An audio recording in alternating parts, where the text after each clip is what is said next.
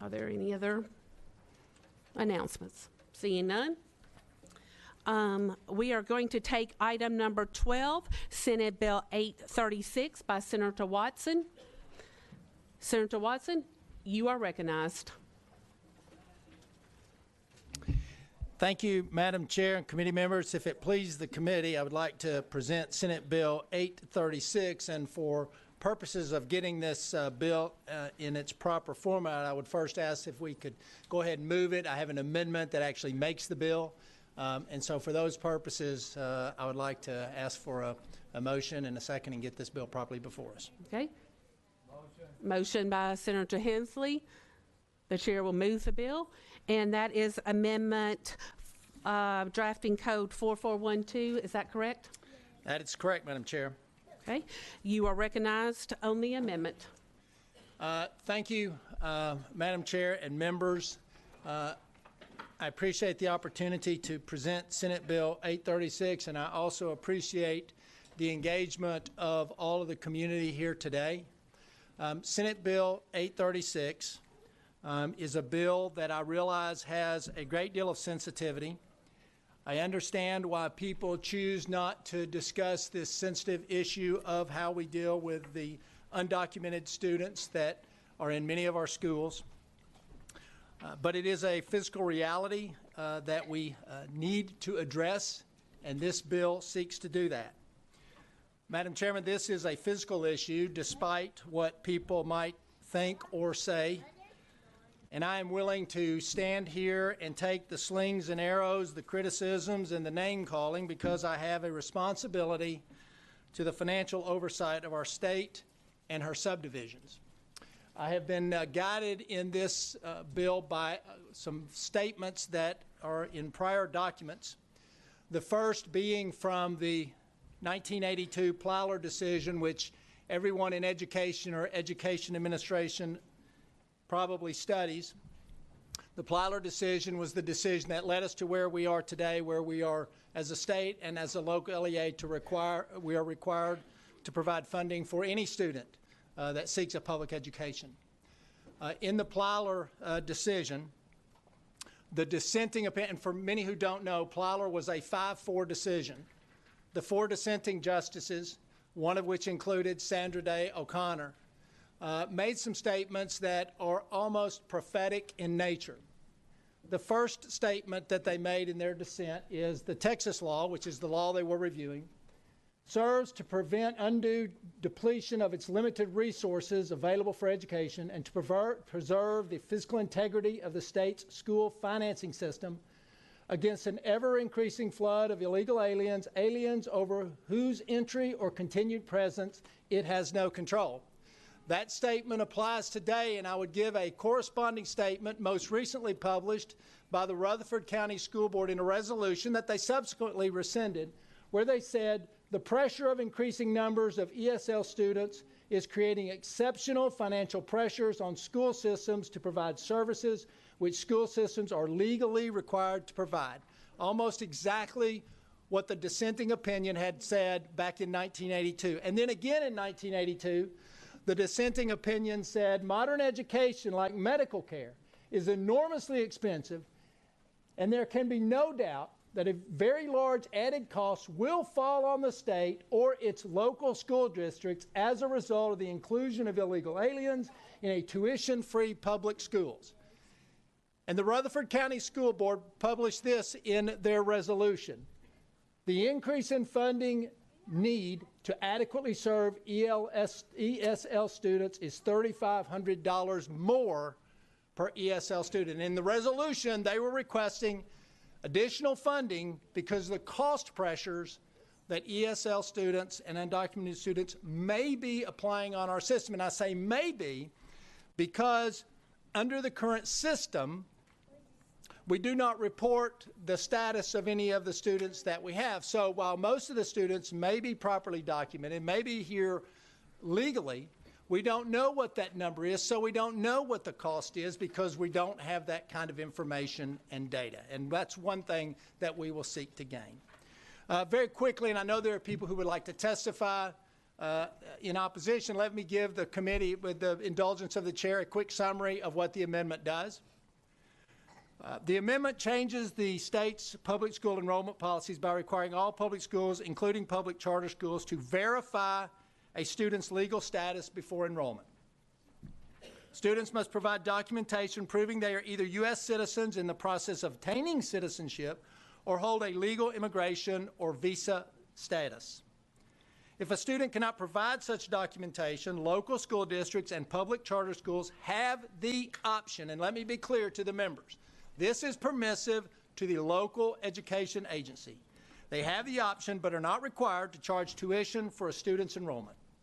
Tuition will be no less than the TISA-based funding amount for the respective year and not to exceed the total average per pupil funding amount for the LEA and must be paid in full. If a school district chooses to charge tuition and the student does not pay, the district has the option to deny the student enrollment.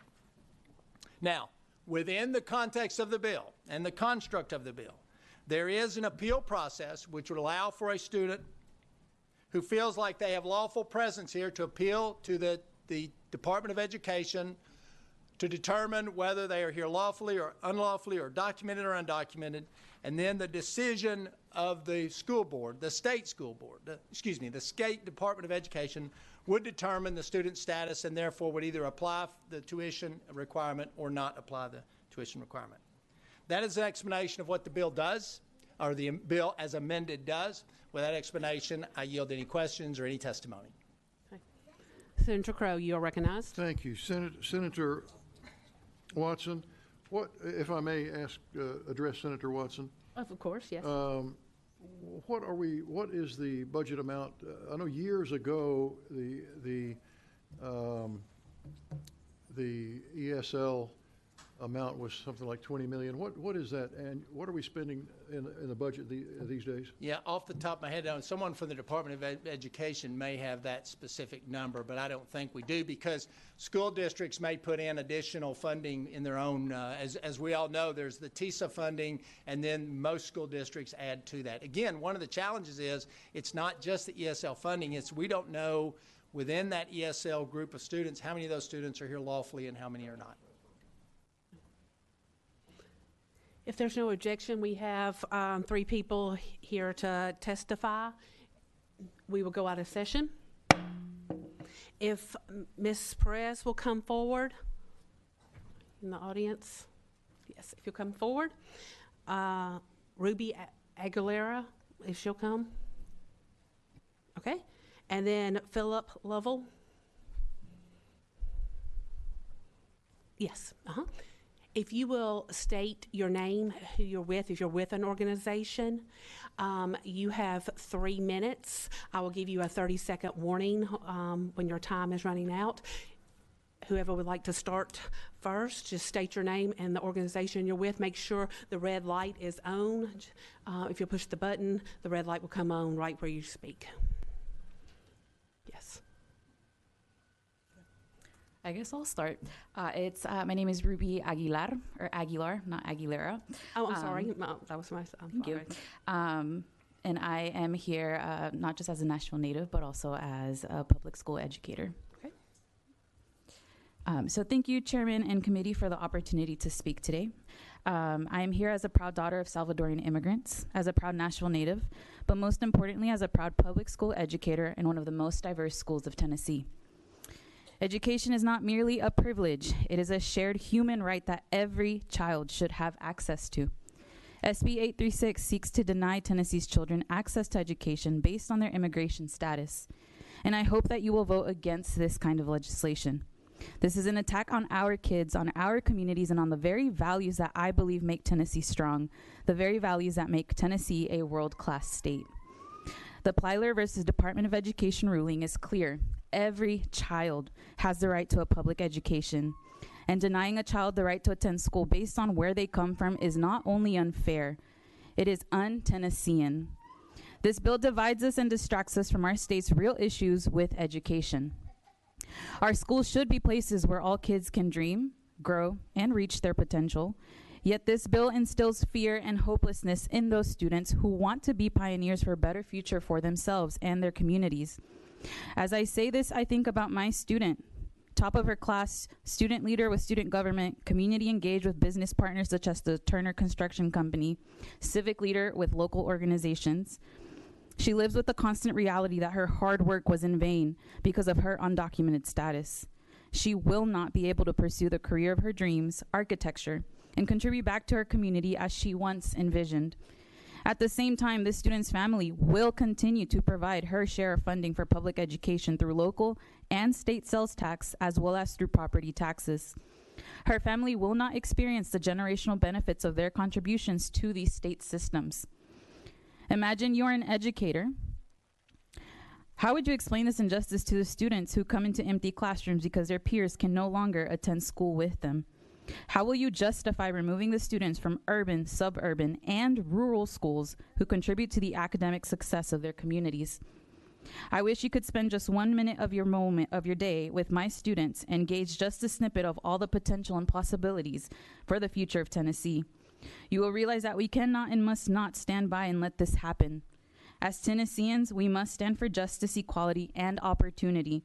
We must fight to protect all children's rights to education, regardless of their background. 30 seconds. SB 836 is an example of partisan showmanship that does not contribute to economic growth, community stability, or even moral leadership.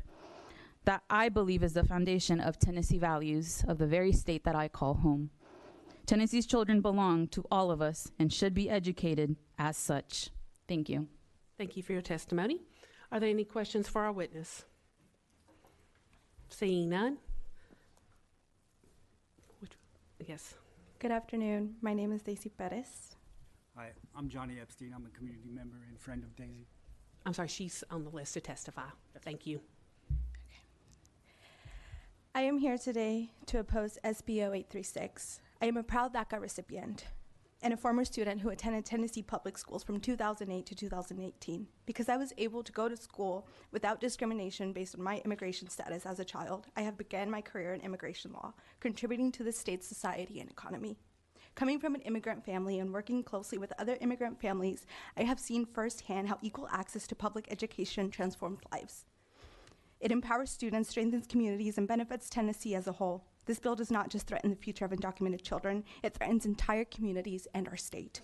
The Supreme Court made it clear in Plyer v. Doe that states cannot deny a public K-12 education to children based on their immigration status. Doing so would violate the Equal Protection Clause of the 14th Amendment, which has been part of our Constitution for over 150 years. This bill violates Plyer v. Doe, and if passed, will open the door for costly lawsuits draining millions of taxpayer dollars, money that should be invested in our schools.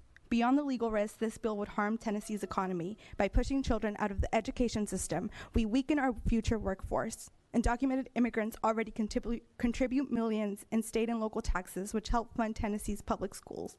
Yet this bill seeks to deny their children access to the education system they help support. That is not just unjust, it's fiscally irresponsible.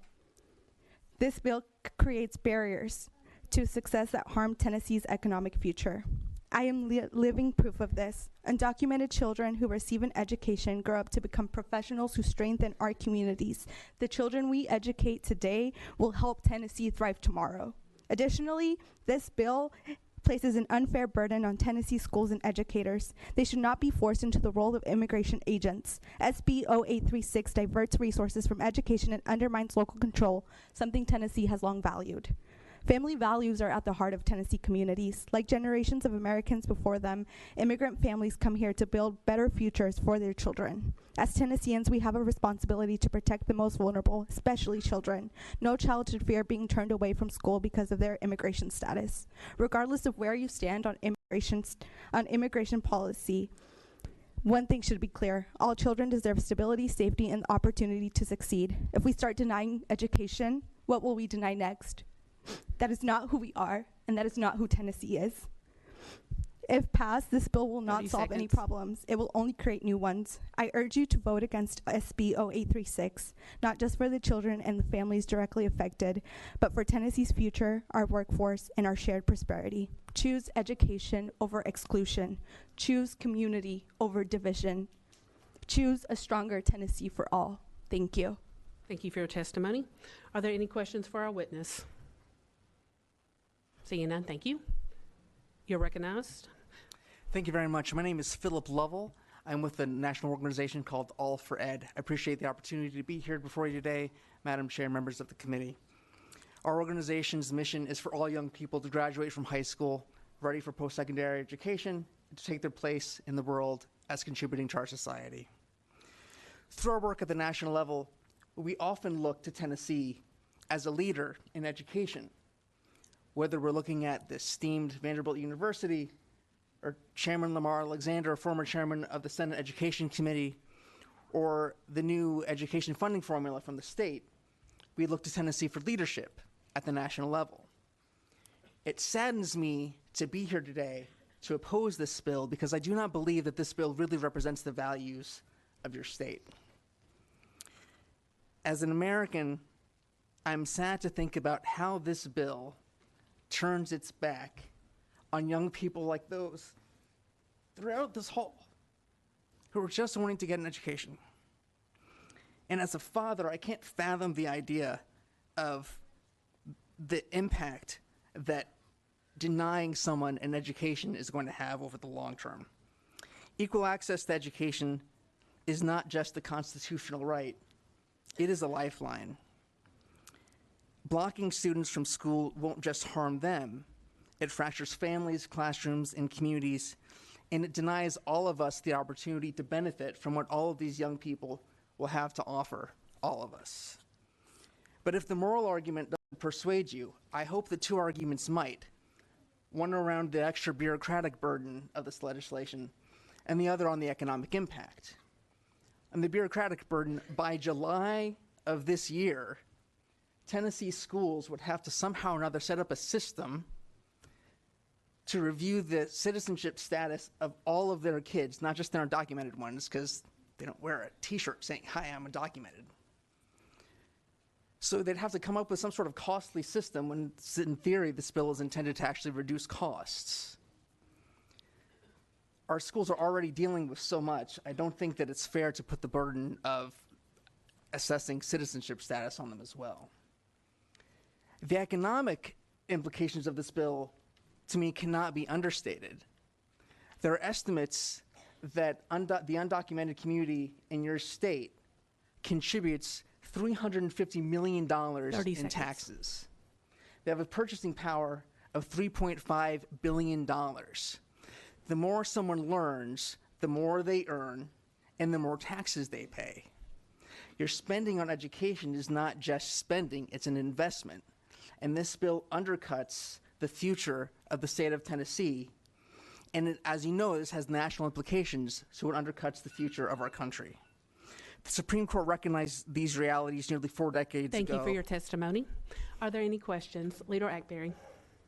Thank you, Madam Chair, and thank you all for your testimony. Could you give me that second reason why we should not support this legislation? I'd be happy to. Frankly, I think that it's short-sighted from an economic perspective. When we look at the data that's available around the economic impact of the undocumented community, we see in your state $350 million in taxes paid on top of the federal taxes paid. In addition, $3.5 billion in purchasing power. Data is very clear that the more education someone has, the more they're likely to earn, which in turn, the more in taxes that they will pay. So it is a virtual cycle of investment leading to income, leading to progress. And I feel like this bill, instead of opening opportunity, is much more of a vehicle of oppression. Are there any other questions for our witness? Seeing none, thank you so much for your testimony and coming today. With no objection, we're back in session. Are there any questions for Senator Watson? We need to adopt the amendment. Are there any questions on the amendment, drafting code 4412? Is there a motion and a second on the motion on the amendment? The chair will second it. All in favor of amendment 4412 signify by saying aye. Aye. Those opposed? Nay. The ayes have it. The amendment's on the bill. Senator Watson, you're recognized. Thank you, and then I'll yield to members for Right. questions. I just want to make sure the members understand as adopted and as amended, that this is a decision made at the local level by the local LEA. It is not a statewide decision. It is permissive to the local LEA, and so any bureaucracy that's created would be a decision that would have to be made at the local level. With that, I yield any questions that members might have. Senator Hensley, you're recognized. Thank you, Madam Chairman. Chairman Watson, this says that there's 3 categories of a student. They need documentation establishing that they're either a citizen, they're in the process of obtaining citizenship, or they hold a legal immigration or visa status, and they just have to be able to prove that, I assume, with a birth certificate or immigration forms or some kind of documentation. And but that doesn't prohibit non-citizens from attending school. As long as they're here legally, they don't have to be a citizen. They just have to be able to prove that they're here legally. And there's many students that are here legally that are not citizens. And then, like you said, it leaves it up to the LEA to do with that information what they choose. Yes, Senator Watson, you're recognized. yeah, your synopsis is correct. Okay. Thank you. Thank you, Madam Chairman. Okay. Are there any other questions? Leader Ackberry, you're recognized. Thank you, Madam Chair. Chairman Watson, I have a couple of questions. Now, this is to the amendment. I want to clarify, are you, under this amended legislation, would every child who wants to register for schools have to provide documentation that shows that they are an American citizen?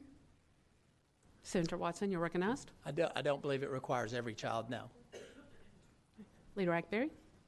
Or if you can lead me to the section that you're asking about, then I'm happy to look at that section to give you a more definitive answer. Okay, based on my reading of the amendment, a child who wants to register for school, their parents have to provide documentation that speaks to their status in this country. Is that true or false? Senator Watson. That's correct. I would yield to the department perhaps in terms of rules and regulations that they might have to promulgate, which they're provided, in terms of what parents currently have to provide in terms of when a child to prove their age as to what age group they would be included in. So I don't think that changes any. Leader Ackberry. Okay, thank you. So part of your presentation, you spoke about the guiding fiscal statements and the financial reasons behind your legislation. You mentioned Rutherford County. You did issue the caveat that that resolution had been rescinded. Has there been any school system that has reached out to you or your office that has said, hey, we have an undue burden and we need you to bring this legislation? Senator Watson, you're recognized. Yeah, the truthful answer to that question is not in an official capacity. I suspect that every member of this committee, and perhaps every member that has a large population, has at some time had a conversation with a county commissioner, a school board member, a teacher, a principal, or someone in administration who has mentioned to you or said something to you about the challenges around ESL and the large number of students that are coming into their schools. Now, in an official capacity, this is one of those issues that people do not talk about. Let's be honest with each other. This is one of those issues. This is a very difficult bill to present. It is very difficult to stand here and have all the eyes on you, realizing the potential ramifications, but also understanding the financial ramifications that it potentially has on a local education agency as well as the state. That's a difficult position to be in. So the answer to your question is, in official capacity, have I received a letter that has requested me to file this legislation? No. In an unofficial capacity, at numerous events and numerous meetings that I've had with people associated with K-12 public education, have people mentioned this problem to me? Absolutely. Leader Ackberry, you're recognized. Thank you, Madam Chair and Chairman Watson. I'm from the largest school district in the state, and I represent a heavy population of folks who are not from this country, and I have not had such conversations with my county commissioners. But there may be a reason for that. My next question has to do with compulsory attendance. So how would this legislation affect truancy and the requirement that children are in schools? Senator Watson? Excellent question. I reached out to the Department of Education yesterday because there were some school people that were up, and that was a question that they had of me. That potentially would be something that would have to be vetted in the rules and regulations that the agency would put together, which they are required to promulgate under this legislation. Leader Ackberry? Thank you, Madam Chair. So they suggested that they potentially might change truancy regulations because if this legislation were to go into effect? I would leave to the department to answer that question. Okay. Thank you, Madam Chair. Leader Ackberry? So again, I'm going back to the fiscal issues and the financial burden argument. That burden was explicitly rejected in Pyler v. Doe. That was one of the reasons why the school system in Texas justified the legislation that they had at the time. So knowing that that is the decided law of the land for the past 40 years, what makes you think this legislation is different or will have a different experience? Senator Watson, you're recognized. The landscape in 1982, although very similar to the landscape of today, it's exponentially larger. Plyler, which very few people talk about or discuss, was a 5-4 decision. It was not an overwhelming majority. And many 5-4 decisions taken to the court today and given the landscape of today might have a different resolution. And to Senator Hensley or whomever asked me the question, or I think it was Senator Crow, asked me the question about ESL funding, to the best of our knowledge, and this exemplifies what we are talking about, in fiscal year 2016, we believed the state and local cost was about $94 million. In fiscal year 18, which is the best number we could get between the time frame that I'm standing up here and my staff researching it, the state and local cost was $198 million. So between fiscal year 16 and fiscal year 18, we went from $94 million to $198 million in ESL funding. And we have a school board resolution, though rescinded, its facts remain, that says we need additional funding because we need additional ESL instructors. And do we have the capacity to hire enough ESL instructors? Do we have enough ESL instructors out there to even employ? So the landscape in 2025 is exponentially different than the landscape in 1982. Leader Ackberry? Thank you, Madam Chair. And I would just make the distinction, whether or not you're documented or not does not determine if you are an ESL student. What your ability to speak English does. So there's the difference there. And I would argue that this country is more diverse in general than it was in 1982. So I want to ask some questions related specifically following with my constitutional questions.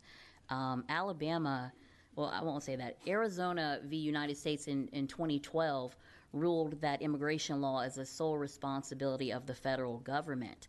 How do you justify that Tennessee has the authority to create this type of immigration-based classification for school enrollment when the federal law determines immigration status? Well, Senator Watson, you're recognized. as the senator knows, after having just completed a special session, while states have long recognized that the role of immigration is principally a federal responsibility, states have begun to take the matter into their own hands and challenge some of those preconceived constitutional notions.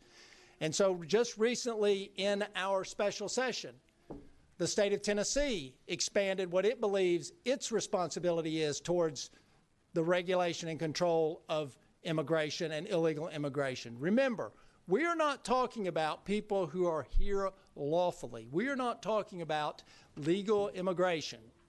Everybody supports that. We are talking about the financial burden. What I am trying to discuss here is the financial burden that exists with what appears to be an increasing number of folks who are educated in our system who are not lawfully here or cannot document that they are lawfully here. Now, I will concede that the rise in the ESL number does not necessarily directly correlate to the number of students who are here unlawfully. However, we do not know. It may or it may not, but until we are able to determine that number, you have to assume that a significant percentage in rise in ESL has some correlation to a significant percentage in rise of those who are here unlawfully. Leader Ragbari, you're recognized. Thank you, Madam Chair. So it sounds like what you're saying is, while this also is a fiscal concern, it's also an attempt to bring something before the Supreme Court, just like the immigration legislation that was passed during the special session that criminalizes other elected officials. So my next question, or really a statement of sorts and then a question, immigration status is not a criminal offense, it's a civil offense, okay? And so I also want to be clear, we're not talking about people, we're talking about children. So why not go after corporations that bring folks in here, or farms that brings folks in here, parents, and they want these folks to work, but we don't want to educate their children? So why are we focusing on kids instead of the folks who create the pathway? People would not come to this country if there was not opportunity. People would not come to this country if they were not fleeing something that was so horrific that they had to risk their own physical presence to come to this country. So can you tell me why go after kids instead of going after corporations? Senator Watson, you're recognized. Well, first of all, in regards to the corporations or people who are brought here unlawfully for employment, I believe that is a movement that is occurring at the federal level. So that is happening. And in terms of why go after children, that is what makes this so painful for people to discuss. It's a great twist of words to use it to try and get to the emotional level of an issue, and I understand that. But the reality of it is, that is the one space that we are responsible for. There are any number, and you will know because you studied Plyler in law school, and I'm sure you've went back and read the two opinions on it. There are a number of areas where we do not allow those who are unlawfully here to participate in government-funded programs. As a matter of fact, in the recent school choice bill that we just passed, we do not allow those who are unlawfully or undocumented here to participate in that process. And so we have chosen to extract education and treat it differently than all the other programs that we have, from food stamps.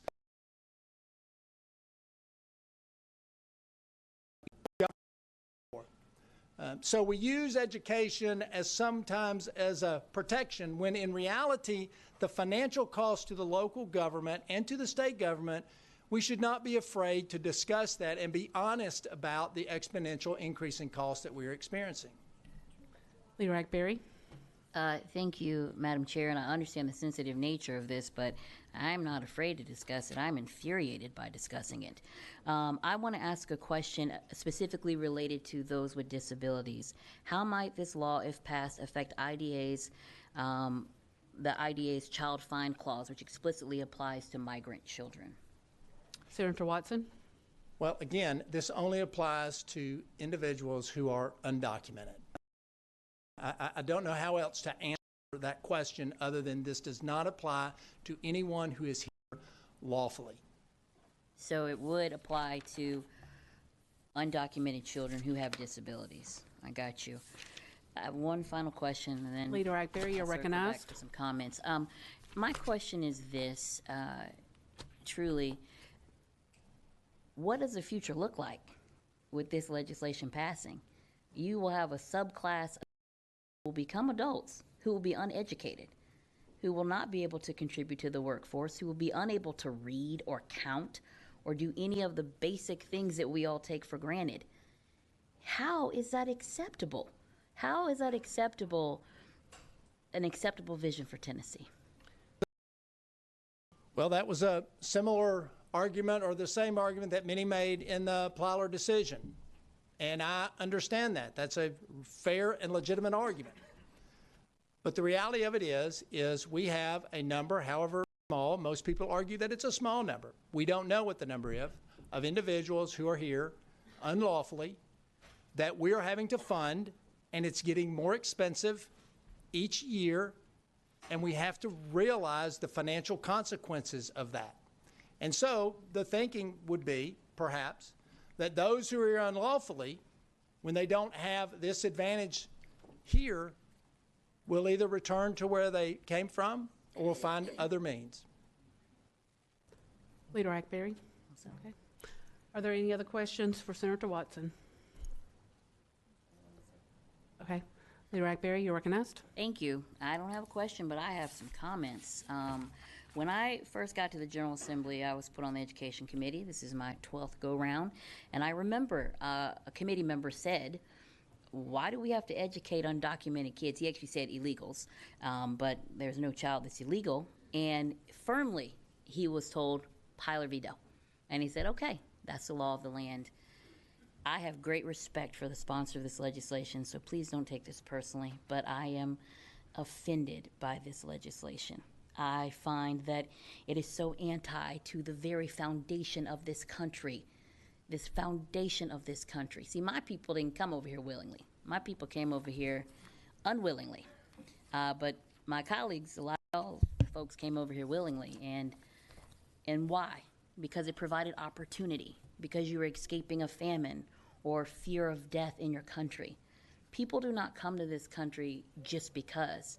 It is because they have no other option. Why would anybody want to come to a country that tries to pass legislation like this, or makes them show their papers when they get pulled over, or makes them, you know, not be able to go to college or be able to take things further?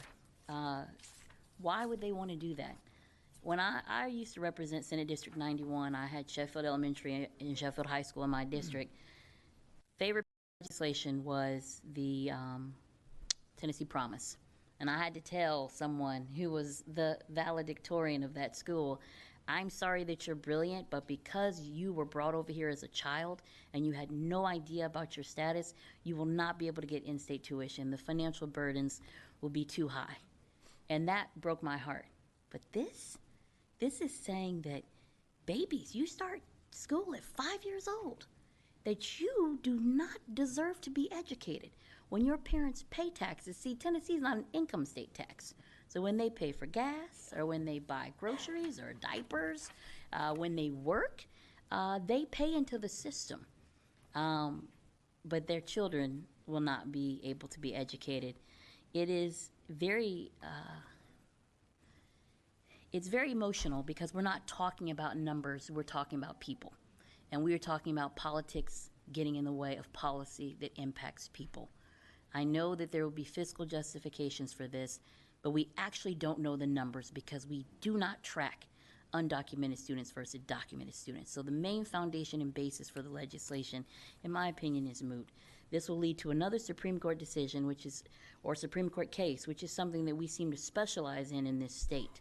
And I cannot, in good conscience, go to sleep at night and support something like this that will do this to kids. Pro-life is from the womb to the tomb. And if you say you're a pro-life state, if you say you care about people, you want to say, what would Jesus do? Well, these are the people he would take care of. And yes, I get emotional because this is an important issue.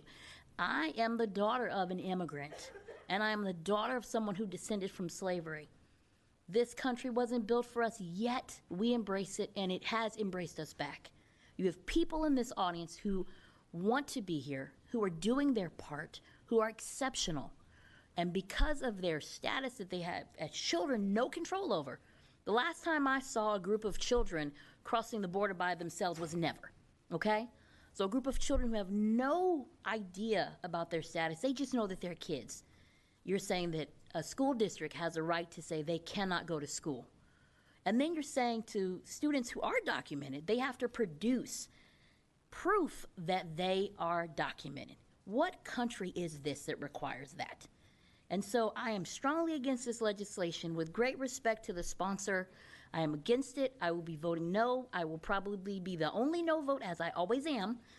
But I could not sit here and not speak for the people in this audience who deserve to have their voice at this table. Thank you. We will have order. Senator Watson, you're recognized. this bill does not say that a student is denied the ability to go to school. That if a student is undocumented, an LEA may charge tuition for that student, just as an LEA may charge a legal resident of this state or a citizen of this country from an adjoining county who comes to a school in the neighboring county. In that LEA, they may charge tuition for that student as well. This is putting them on equal level. This does not say, that is a miscommunication and a misrepresentation of what this legislation does. This legislation says if you are not able to prove your lawful residence here, a local LEA may charge you tuition for attendance, which addresses the physical nature of this legislation. This is not about denying education to those students.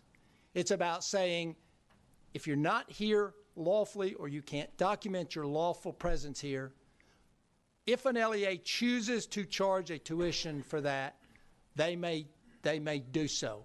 And there may be other means at which someone may provide that tuition. And so I take offense, or I need to at least correct the gentlelady in terms of saying this prohibits these children from going to school. That's an inaccurate statement. And I yield to other comments. Are there any other questions? Senator Crowe, you're recognized. Thank you. Yeah, when I asked the question about the ESL a while ago, I guess I forget how many years ago this was, but I was on the Education Committee before any of you were in the Senate. And it was over in the other building. We weren't even in this, we were under the plaza. And I remember the audience was filled with superintendents, teachers, school board members. That's pretty much all the audience was that day. And we were talking about the budget, and and the ESL came up, and I think it was around 20 million back then. Which back then, you know, when I first came to the Senate, the state budget was $9 billion. Now it's what, 50, 52, 54? 58. It was $9 billion when I came in, 58. So back then, $20 million was a lot of money. And now I think you're saying it's around 90 or 100 something, the ESL.